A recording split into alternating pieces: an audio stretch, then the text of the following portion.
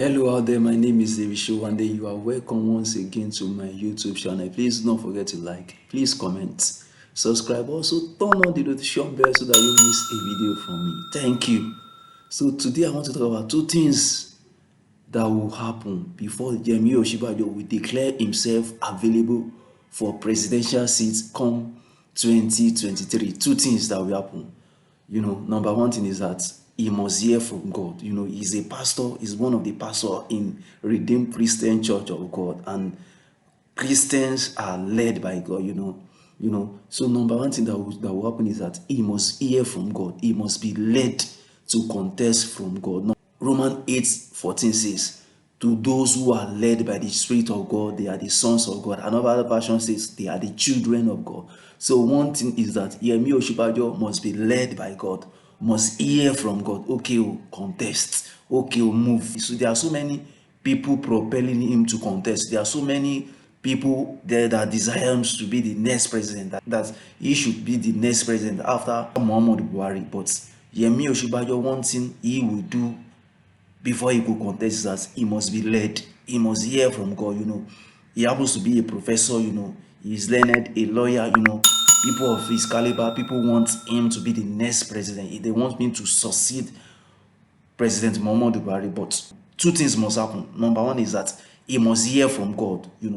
He must be led by God to contest. He must be led, he must hear from God. And that scriptural back into this is taken from Genesis 12:1.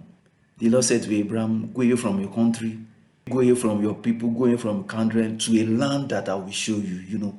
Abraham heard from God before he moved. Abraham was led by God before he moved. So Yemi Osinbajo, as a Christian, as a pastor, before he move, he will tell you he has heard from God. So number one, I said he must hear from God. To those who are led by the Spirit of God, they are the children of God. Another version says they are the sons of God. So Yemi Osinbajo must hear from God. He must be led from God. Abraham also heard from God before he moved. So Yemi Osinbajo must hear from God. So another point I want to talk about is that he must get a spiritual blessing. Another point is that he must get a spiritual blessing. We all have opinions, leaders.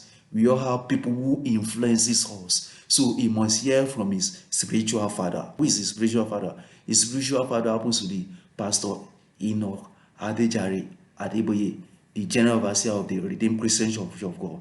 He must hear from him. He must have his spiritual blessing. He must have his spiritual backup before he contests for presidential seat come 2023. I said he must. It's under must. These people are pastors. These people, they believe in process. They follow process. They don't join protocol. So he must hear from God, and he must have his spiritual father's blessing, who happens to be Pastor E.A. Adeboye of the Redeemed Christian Church of God. So these two things must happen. Yemi Osinbajo, the vice president of Nigeria presently, must hear from God before he contests for presidential seats come 2023.